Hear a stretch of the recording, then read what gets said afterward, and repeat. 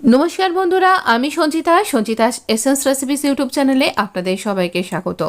বর্ষাকালে না বেশি সবজিও বিশেষ একটা পাওয়া যায় না, যা পাওয়া যায় তাও আবার ঠিকঠাক ভালো হয় না, আর খেতেও ঠিক এমন স্বাদ লাগে না। তাই অবশেষে এই ডালেরই শরণাপন্ন হতে হয়। তো আমি এখানে এই ইয়েলো পিস বা আমরা একে না মটর বলি, গোটা মটর, ঘুগনির মটর বলি। হ্যাঁ, ঠিকই ধরেছেন, ঘুগনি তৈরি করব একটু অন্য রকমভাবে আর খুব সাধারণভাবে, যেটা আপনি ডেইলি বেসিসে এটা রেডি করতে পারবেন। আর এই সময় ডাল খাওয়াটাও কিন্তু বেশ ভালো। তো আমি এখানে প্রেসার কুক করিনি, নর্মাল এরকমভাবে সেদ্ধ করে নিয়েছি। ডালটা সেদ্ধ করে রাখা রয়েছে, এই ফাঁকে মশলাটা করব। আমি যে বললাম খুবই হালকা পাতলা করে করব। আমি সাদা তেল দিয়ে দিয়েছি, আপনি এখানে আপনার মতন তেল দিতে পারেন। আমি এখানে জিরে দিলাম, জিরে ফোড়ন দিয়ে দিয়েছি। ফোড়নটা ক্র্যাকল করবে, ঠিক সেই সময়তে আমি এখানে একটা লঙ্কাকে ফাটিয়ে দিয়ে দেবো, এটা শুকনো লঙ্কা। আর এবার আমরা এখানে পেঁয়াজগুলো এরকম ঝিরিঝিরি করে কেটে নিয়েছি, এটা দিয়ে দেবো। খুব বেশি পেঁয়াজ দরকার নেই, মিডিয়াম সাইজের একটা পেঁয়াজকে এরকমভাবে কেটে নেওয়া হয়েছে, নিয়ে এইভাবে দিয়ে দিলাম। পেঁয়াজটাকে খুব একেবারে বেরেস্তার মতন করে ভাজার দরকার নেই, একটু নরম হয়ে গেলেই গ্রেটেড আদা দিয়ে দিলাম 1 চামচ মতন। এবার নুন দিয়ে দিচ্ছি পরিমাণ মতন। ডালটাও আমি নুন হলুদ দিয়ে সেদ্ধ করেছি, তাই পরিমাণ মতন দিচ্ছি। এখানে জিরের গুঁড়ো দিচ্ছি, ধনের গুঁড়ো দিচ্ছি, আর এবার সামান্য একটুখানি চিনি অ্যাড করব। এতে টেস্টের একটা ব্যালেন্স ক্রিয়েট হবে। এই সব কিছু দিয়ে আমি এবার খুব ভালো করে নাড়াচাড়া করে এখানে কষিয়ে নেব। এখানে ঝালটা আমি ব্যবহার করছি কাঁচা লঙ্কার। এবার দেখুন এইরকমভাবে সুন্দর সেদ্ধ হয়ে গেছে, অথচ কিন্তু এগুলো বেশ গোটা গোটা আছে, এরকমভাবেই কিন্তু সেদ্ধ করতে হবে। এবার আরেকটুখানি আমার হলুদ দেওয়ার দরকার ছিল, তাই হলুদটা অ্যাড করলাম, আর গরম মশলা অ্যাড করে দিচ্ছি। খুব ভালো করে এটা ফুটে একটু ঘন হবে। গরম মশলাটা আপনি পরেও দিতে পারেন, আমি আগেই অ্যাড করেছি, তাহলে এই মটরের মধ্যে পুরোটা বেশ সুন্দরভাবে ফুটে যাবে। আর এবার এটা ফুটতে ফুটতে যতটা আপনি ঝোল বা ঘন চাইছেন সেই মতন কিন্তু এটাকে রাখতে পারবেন। ভীষণ ভালো খেতে লাগে। আর এটা দিয়ে কিন্তু আপনি রুটি, পরোটা বা যে ব্রেডগুলো হয় স্লাইস ব্রেড বা এরকম পাউন্ড ব্রেড, সব কিছু দিয়ে কিন্তু এটা সুন্দর লাগবে। আমি তো এটা টিফিন বক্সে সার্ভ করেছিলাম রুটি দিয়ে, আর এটা ভীষণ ভালো লাগে। আমার বাড়িতে হঠাৎ করে কিছু সবজি না থাকলে এরকমভাবে আমরা কিন্তু এরকম ঘুগনি আর রুটি খেয়েই থাকি। রাত্রে ডিনারেও কিন্তু এটা সার্ভ করলে মন্দ লাগে না। আপনি এটা নিরামিষ, আমিষ, পেঁয়াজ রসুন ছাড়াও করতে পারেন, তাহলেও অসাধারণ খেতে লাগবে। আচ্ছা, এটা তো গেল একটা রেসিপি। আজকে কিন্তু দুটো রেসিপি দেখাবো। আমরা আরও একটা ডাল আরেকটা রেসিপির জন্য সেদ্ধ করে নিয়েছি।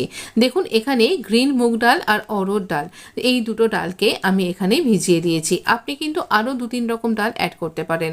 তো এই রকমভাবে ভালো করে ভিজে গেছে, 4-5 ঘন্টা ভেজাতে হবে। এটাকেও কিন্তু আমি প্রেশার কুক করিনি, তবে প্রেশার কুক করে কী করে করতে হয় আরেকদিন দেখানোর ইচ্ছা রইল।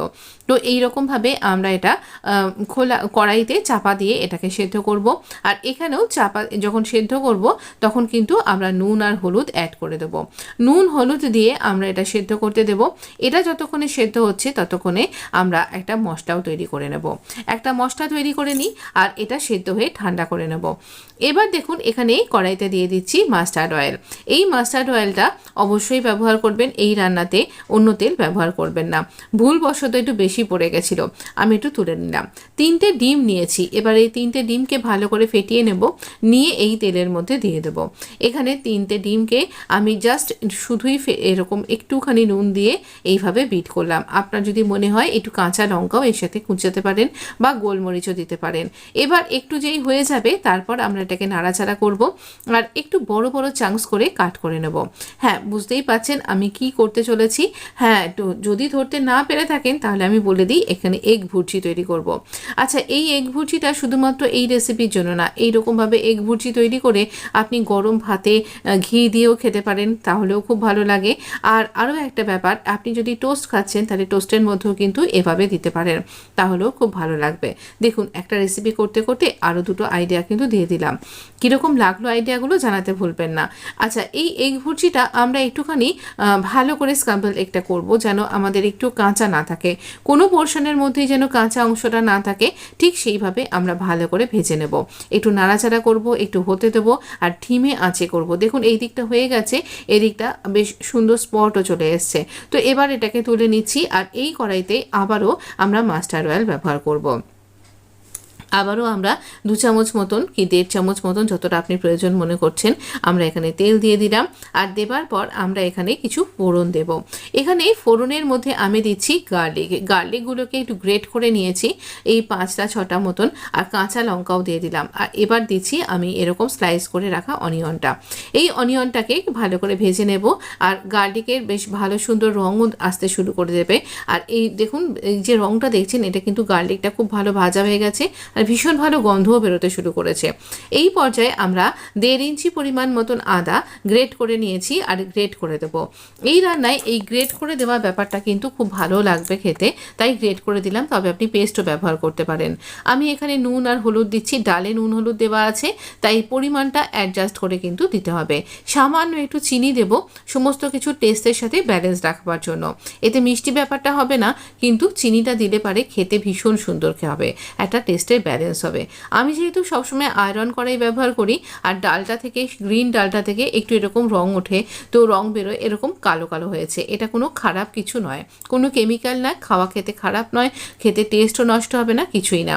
আমি ডিমের কিছুটা অংশ এর মধ্যে দিয়ে দিলাম, বেশিরভাগটাই দিয়ে সব কিছুকে একসাথে মেশাতে থাকবো।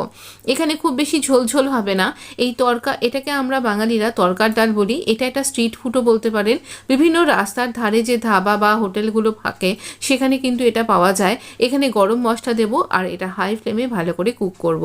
এখানে গরম মশলা আর এর সাথে এইরকমভাবে ভালো করে মিশিয়ে নেব মশলাটাকে। আর আমি এখানে আর কোনো মশলা দিচ্ছি না, এবারে দেব আমরা একটা বিশেষ মশলা। এটা খেতে অসাধারণ লাগে, কোনো ধাবা যদি রাস্তায় থাকে তাহলে এটা খেয়ে যেরকম টেস্ট পান তাই ঠিক এটা খেলেও সেরকম টেস্ট পাবেন। শুধু খেয়াল রাখবেন শুধুমাত্র গ্রিন মুগ ডালটা দেবেন না, তার সাথে অরহর ডালও অল্প পরিমাণে দেবেন। আমি এখানে দুটোকে সমানভাবেই দিয়েছি। এবারে দেব আমরা এখানে, এটা যখন দেখবেন একদম তৈরি হয়ে এসছে সেই সময় কাসুরি মেথি একটুখানি 2 চামচ মতন হাতে ক্রাশ করে আমরা দিয়ে দেব। গরম মশলা তো আগেই দিয়েছিলাম, এবার কাসুরি মেথি। আচ্ছা, যদি আপনি শীতকালে খাচ্ছেন তাহলে পেঁয়াজ পাতা, পেঁয়াজ কলি নয়, পেঁয়াজ পাতা দিয়ে ঝিরি ঝিরি করে কেটে এর সাথে সার্ভ করবেন, সাথে ধনে পাতা, অসাধারণ লাগবে, এটুকুনি বললাম। কবে করছেন আর কবে খাচ্ছেন আমাকে জানাবেন। এটা না রুটি কিংবা নর্মাল আমরা বাড়িতে যে রুটি বানাই সেই রুটির সাথে, আর যদি তন্দুরি রুটি বা আপনি যদি রুমালি রুটি নিয়ে আসছেন বা নিজেই বাড়িতে বানাচ্ছেন তাহলে এই সব কিছুর সাথে ভীষণ সুন্দর লাগবে খেতে। আর একটু ঝাল ঝাল করে বানাবেন, আমি যেমন এখানে কাঁচা লঙ্কাটাই একটু বেশি করে দিয়েছিলাম, অসাধারণ লাগে। আর এই রকমই ঘন ঘন হয়, কোনো ঝোলঝোল স্ট্রাকচার থাকে না এর মধ্যে। দুটো ডালের রেসিপি এই মনসুনে অবশ্যই বানাবেন আর এটা সার্ভ করবেন, বাড়ির লোক তো ভীষণ ভালো বলবে। আপনার কেমন লাগলো ভিডিওটা জানাতে ভুলবেন না। তবে আপনি এছাড়াও আপনার মতন করে যে কোনো কিছু দিয়ে সার্ভ করতে পারেন।